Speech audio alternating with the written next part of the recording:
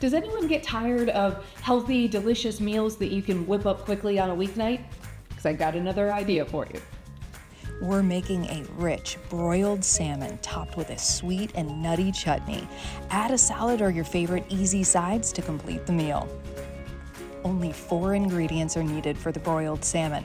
So grab a foil-lined sheet pan and drizzle it with olive oil. Lay out your salmon fillets. Drizzle them with olive oil. Season with a good sprinkle of salt and black pepper. And then flip them over and make sure the fillets are evenly seasoned on both sides. That's all there is to it.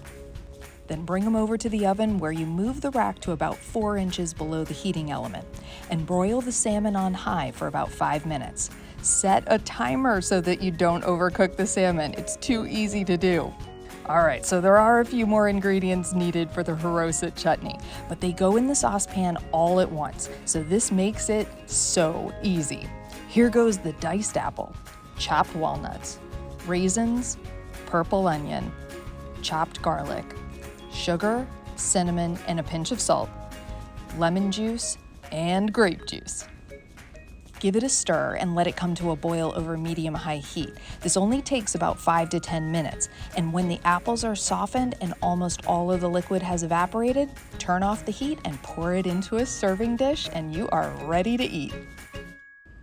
The salmon comes out of the oven with crispy edges, perfectly flaky but not the least bit dry. Plate it up on a serving platter with a bit of parsley and lemon to garnish.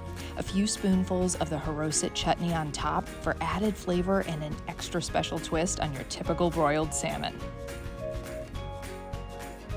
I usually reserve this recipe for holiday gatherings because it's so special and delicious, and it's such a beautiful presentation, but it's also so quick to make.